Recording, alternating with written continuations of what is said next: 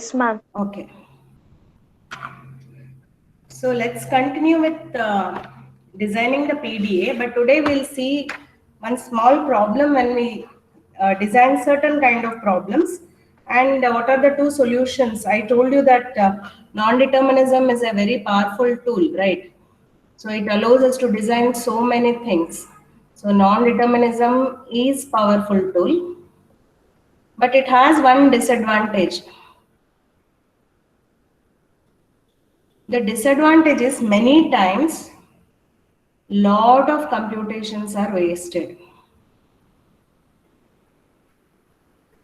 What do we mean by lot of computations being wasted? Whenever we use non-determinism, we will be traversing more than one path. If you remember last time we took example, you start from somewhere and then you take multiple paths, correct? Each time. And sometimes one path is accepting the given string, but all others will go and die. But you have done this, isn't it? You have traversed these paths also. So those computations are wasted. Okay. So can we completely remove non-determinism and design everything? As I said in the last class itself, remember that for PDA, there are some solutions that we write, right? Which cannot be converted into deterministic PDA. Okay. But I told that we can reduce non-determinism. We can reduce non-determinism.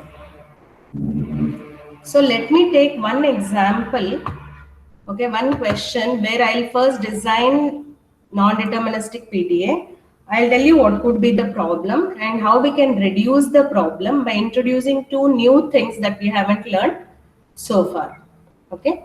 So let us take the question as designing a language L, okay, which has a power m and b power n, that is m number of a's followed by n number of b's. But here the condition is m is not equal to n and both m and n have to be greater than 0. Obviously, because if you allow them to be 0, then if I put 0 for m and 0 for n, then they become equal. Here it is saying that m cannot be equal to n. Okay. So how to design this? We haven't designed a lot of questions which have something like this, correct? So this is negative checking, right? This is checking something for negativity, and this is very difficult to emulate. Okay. So what we will do now is to break the problem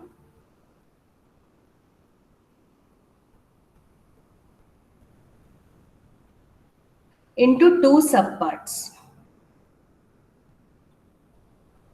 Okay, and we will convert this not equals into equals by converting it into two subparts. Okay, why? Because it's very difficult to see how we accept a language which does not, with a not equal to condition.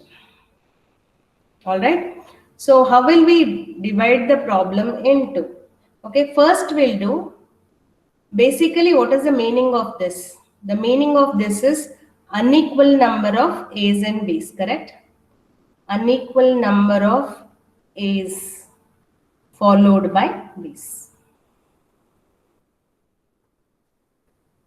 So a's are definitely followed by b's, but there are unequal number of a's and b's. So first I will write it as a power m, b power n, and I will say this condition. Okay. And secondly, I'll write it as a power m and b power n, where the condition is like this. Now, what is the meaning of this condition? This says, see here, m is greater than n. It cannot be 0, but m is less than n, right? Sorry, m is here, m is less than n. So if m is less than n, that means we'll have more number of b's. isn't it? Here n is greater, so you will have lesser number of A's and more number of B's. In this case, you can see m is greater than n, which means that this will represent more number of A's. More number of A's. So how will we design this, and what is the logic that I'm going to use to implement my PDA? Okay. So first thing that you should know is I need two acceptance criteria. When more number of A's are there, I need an acceptance state, and I need for more number of B's, I'll require one more acceptance state. Okay. Let us, and after B, A cannot come, right? You have as many number as A's possible, but once you get the first B, you cannot have any A coming after B. So what we'll do is, let us take the initial state as 1, okay, and let us push all A's, okay. Let us say if you have A, doesn't matter what is there in the stack, I'm going to push A. So we'll push all A's. After you get a B, we have to make a change of state. Why? Because after that, A is not allowed in the input. Or if at all your string has A after B, it should never go to a acceptance path. Okay. So if you get a B, and if you have A on the stack, I'm going to pop it. Because A should be there on the stack. Why? Because 0 is not allowed. The condition when we wrote the question, m and n have to be greater than 0. That means at least one A is compulsory, right? So that's why I have written A here. So once you get the first B and the stack top is A, you are going to pop that and you are going to go to state B. And once you are in state B, it doesn't matter how many B's you get and how many A's are there in the stack, you keep on popping. This is one way. And this solution you did for equal number of A's and equal number of B's. You pushed all A's. On first B, you popped that. And then for every A, you popped all B's. So ultimately, if it's A power n, B power n, we saw that nothing will be there in the input left and there will be nothing in the stack also. Correct? But this is not equal number of A's and equal number of B's. So since this is not equal number of A's and B's, unequal number of A's and B's, as we talked about, we have to take two different paths possible. When you have more number of A's, what to do, and when you have more number of B's, what to do. If there are more number of A's, carefully listen here, because this is slightly different from anything that we have done till now. See, if we have more number of A's, that means what? You will have something in stack for sure. Right? See, for equal number of A's and B's, you have removed from stack, isn't it? For each B and each stack symbol being A, you have popped it. So equal number of A's and B's gets deleted. So the possibility is, if in stack you have A, it means that we are looking at this condition where I have more number of A's. And actually there will be nothing in the input. If you have more number of A's, B will be already consumed to pop A's. So after this, there is no more B. So nothing will be there in input. You will have A in the stack, right? You have to pop that A, correct? You have to pop that A. So you can have a condition like this, 4 A's and 2 B's. So for these 2 A's and 2 B's will be removed. So you might have any number of A's. So once you come to final state, this once you reach from 2 to, let us call it as 3. What are we talking about? We are talking about more A's, right? So if we are talking about more A's, then I have come to final state.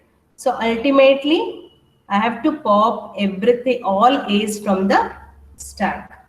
There is nothing in the input obviously, but you have to pop everything from the stack. Okay. Similarly, if you have more B's, you will be like this, more B's.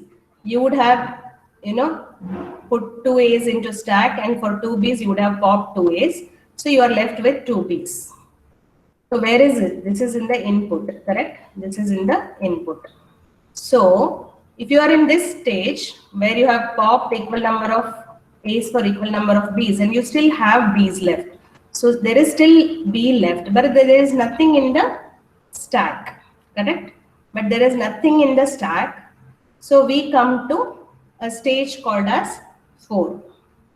Okay. So here also we have to accept. So whatever B is there and there will be nothing in the stack, we are just going to consume B. We are not going to make any changes to the stack. All right. Now the problem here is, once you come to state B,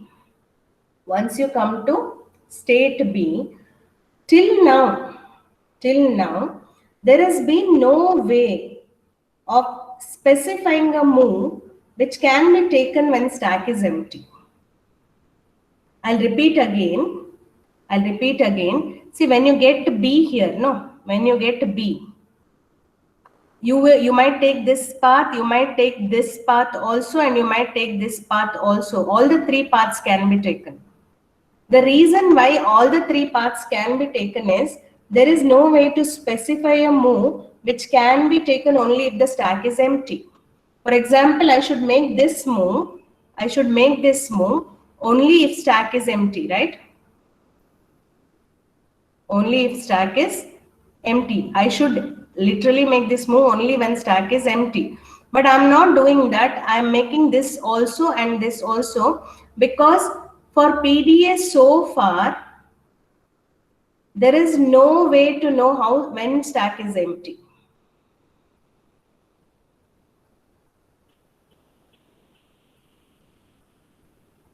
Okay, we haven't written any rule to make an action when stack is empty. We have taken a rule, always we have written a rule on certain input, what you will do based on what is a certain content in the stack. I'll repeat again. For example, if you do this is push action. So you knew if this is the input and irrespective of what is there in the stack, I'm going to push it. Okay. But you had no way to specify in any of the problems that we have solved, right? When a move can be taken only if stack is empty. All right. We haven't learned that at all. So since we do not know how to do that, it will be taking more than one path. Similarly, there is no way we have learned to specify that we should make a move if input is empty. Because till now, we stopped when the input became empty. But here you see, in this case, even after input is empty, we are going to make a move. So far we have no way to specify that we should make a move when input is empty. So these 2 things we haven't learned. Okay. I hope this is clear. We haven't learned these 2. Since we haven't learned, will it not work? Of course it will work. This will work. But the problem we are dealing with here is that we have a lot of computations that might be wasted, because on each input you will be doing multiple computations. I'll repeat again this question, whatever we solved now, okay, because it's slightly different from what we have learned. The question was how to write a PDA for a power m, b power n, right? And m and n are not equal.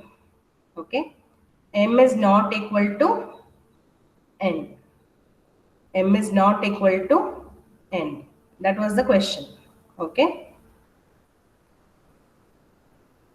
So as I told you, we haven't learned to, write a PDA where something is not equal to something. We have always written the PDAs to satisfy certain conditions. We do not know how to write a PDA which will check if it doesn't satisfy.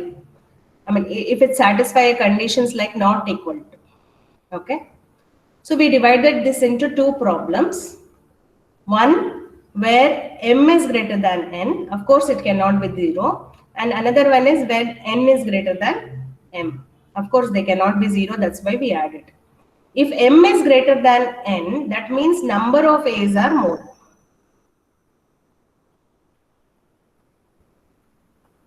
Okay. And if n is greater than m, then number of b's are more.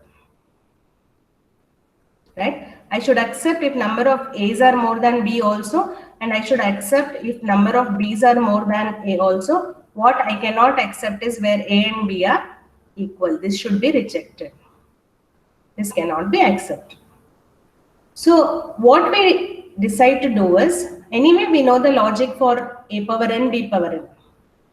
We'll apply till there, but we'll not make it as a final state. For example, push all a's.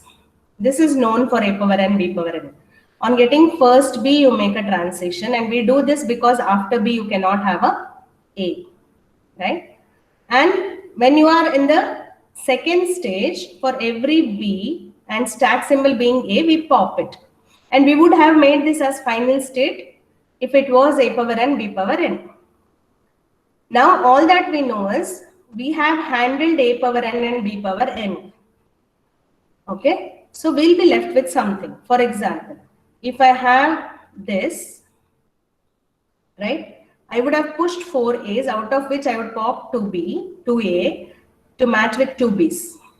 So I'm still left with a, right? As you can see, there is something left in stack, but no input. Second condition is, maybe you have an input like this, right? Where again, you push a's and you pop 2 a's for 2 b's, and you have input left, but nothing in stack. Okay. So we have to traverse the path. So each time you get a B, you don't know whether since it is a non-determinism, each time you get a B also you will traverse multiple paths. Okay, because it is NDFSM. Till here it is deterministic. Coming to stage 2, it is deterministic. Because there is only one thing you will do. A push, B pop. Okay. But after this, suppose you have, after you completed equal number of A's and equal number of B's, this is when you have more A's. So obviously your input is over. In stack you have A, right? So you come to an acceptance state called as 3 and you rewrite this because you may have more number of A's than 1. This is for first A. This is for when nothing is there in stack, which means you have more B's than A. But you still have B in the input. So you come to stage 4 and you remain in stage 4 till your B gets consumed. Will this work? Of course this will work. Then what is the problem with this and why do we need to solve the problem? Is because in this example, non-determinism has arisen in 2 conditions. Right? Can we reduce it? If we reduce non-determinism, the number of computations that will be wasted also will be reduced. That means we are talking about making the program more efficient. Okay. So how can we reduce non-determinism? One is you force a transition that should be taken if the stack is empty. For example, this. As I said, if you get B as input, it might do this also and this also. So you force it to take this path itself. You force it to take this path itself. Similarly, you force when the input is over to take this path itself. All right, to take this path itself. So how will we do that? We can solve this using 2 techniques. Okay, each problem can be solved using a technique. One is using what is called as a bottom of stack marker.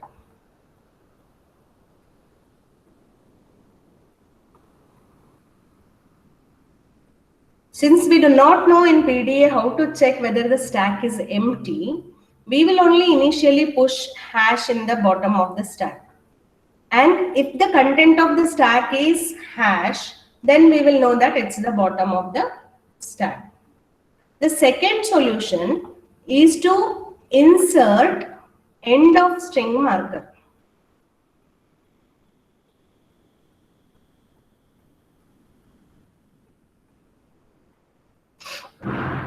For example, so far we have been designing a machine for L to accept language L. Instead, we'll decide to accept a language L dollar, which means that once the B's are over, I'll come to know it's over because I encounter a dollar.